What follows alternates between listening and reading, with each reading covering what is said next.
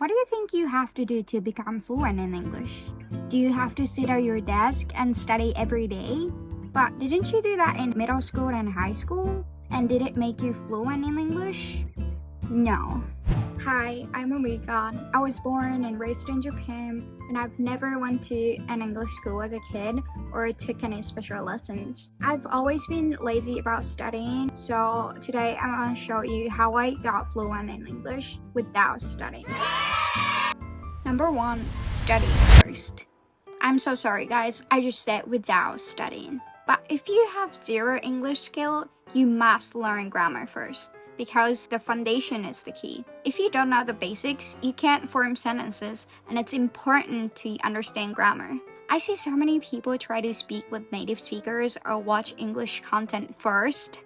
While that's not useless, but studying grammar beforehand will double your results, or even more. I know there are people who didn't study English, they learned phrases directly from native speakers.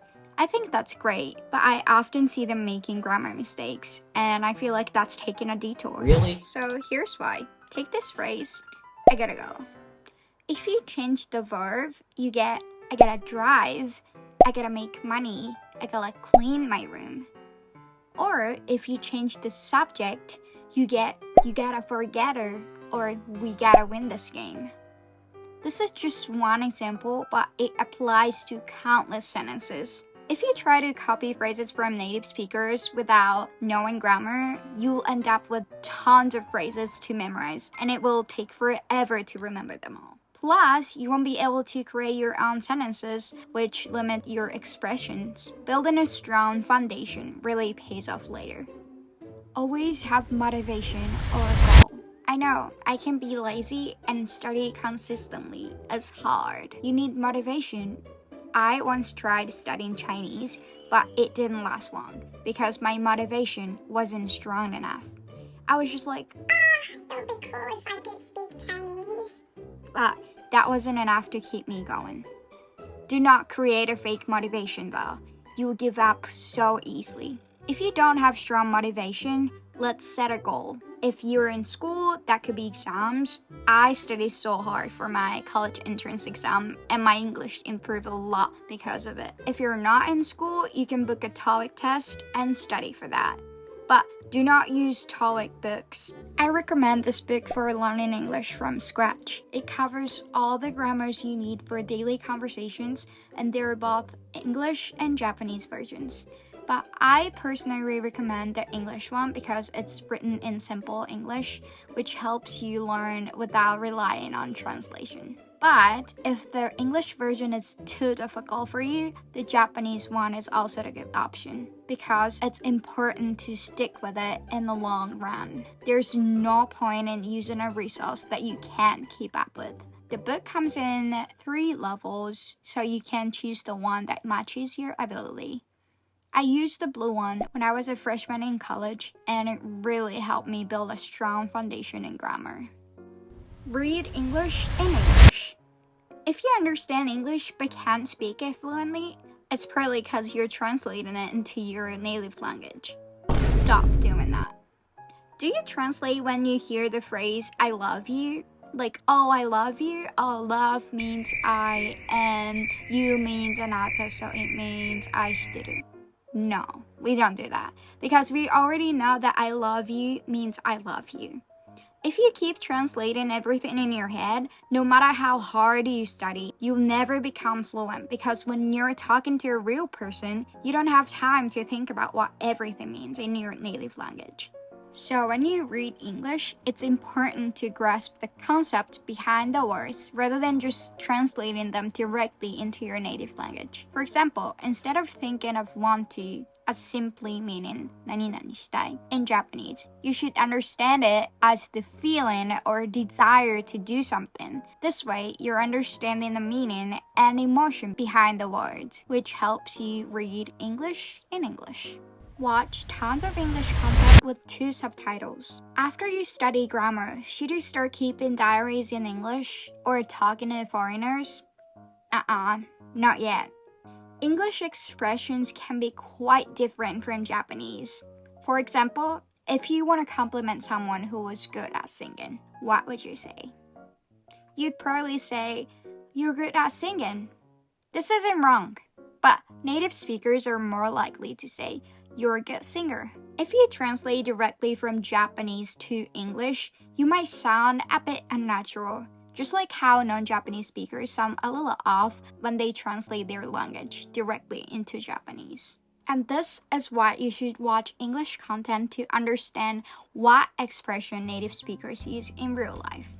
When you do this, make sure to watch with 2 subtitles. This is an effective way to expose yourself to those native expressions and nuances, as it allows you to see how the language works in real-world context rather than just through a textbook. You can use the language learning extension on Netflix with Google Chrome or Dual Sub for YouTube and Disney+.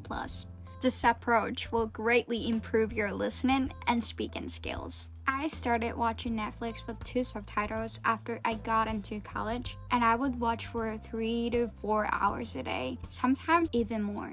I still remember the first show I watched was The 100. Back then, I mostly focused on the Japanese subtitles, and I couldn't understand English without them. And I didn't even recognize when they said the words. I was like, Oh, is that what they just said? but after finishing all 10 seasons, I watched the trailer of the same show that popped up, and I could actually understand what they were saying. I was so impressed. I've seen people say, write down the entire script and study it later, or pause and do shadowing after. I know that works for some people, but not for me. I would always be like, Yes, this will improve my English skill. Let's do it. but it never lasted. I felt too obligated and pressured. Instead, I started watching without thinking oh, I have to do this and this. And guess what? That's when my English improved the most, because persistence is power. Writing down new words and phrases might help you, but do it when you feel like it. Also, not every word or phrase is important. If it's crucial, you hear it often enough to remember it naturally. Or if you hear it often, you can write them down. If you don't write things down, that's totally fine. Just keep enjoying the content. After you get used to English expressions, it's time to start outputting. So how do you actually start speaking and using English in real life? Number 1, talk with native speakers. But girl, I don't have any foreign friends. Well, it's 2024. You have the internet. There are countless language exchange apps and platforms where you can connect with native speakers. For example, I used to use an app called HelloTalk, which is a language exchange app. On HelloTalk, you can find people who speak English and want to learn Japanese, while your Japanese speaker want to learn English. That's how the exchange works. But be cautious, especially if you're a girl, since there can be some inappropriate users or creeps. But don't worry, I never had any major issues because I always block them. If you're careful, it's a great tool for language practice. Number 2, use Chat GPT. Now, you don't even need to rely on native speakers for practice. You can have real-time conversation with AI. And the best part, it's free. I knew about this from a TikTok video, but I had never tried it. So I did it for this video, and I was honestly shocked. It felt like I was talking to a real person. Hi. Hey, how's it going? I'm good. How are you? I'm doing great, thanks. What's on your mind today? I want to practice English with you today, and if I have grammar mistakes or pronunciation mistakes, can you correct me? Of course, I'm happy to help. Let's get started. You can start speaking and I'll correct any mistakes I notice. What would you like to talk about? Can we talk about our favorite food? Absolutely. What's your favorite food? My favorite food was sushi. You're really close. It should be. My favorite food is sushi. Using is makes sense because you're talking about something you like in the present. Do you eat sushi often? Yeah, I do. I love sushi because it's delicious. Perfect. That sentence was great. What's your favorite kind of sushi? I like salmon the most more. You're almost there. It would sound more natural to say, I like salmon the most, or I like salmon more than any other kind. Just pick one depending on what you mean. Salmon is delicious. And when you hang up, you can see the whole conversation you had with AI and check where you made mistakes and how AI corrected them. They even memorize conversation so you can actually build a relationship with them. Isn't it crazy? I think it's a great tool to practice English because you don't have to think like what they would think if I said this and this. You can make mistakes as many as you want, get improved. Number 3, instantaneous English composition. Another effective method for practicing is called瞬間英作文.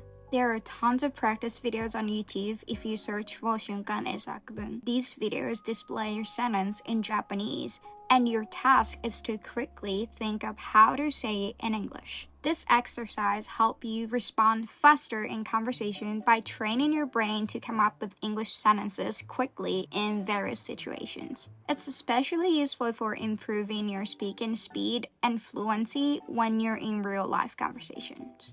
Additional tips for effective output is make mistakes and learn from them. One of the biggest barriers to improving your output is the fear of making mistakes.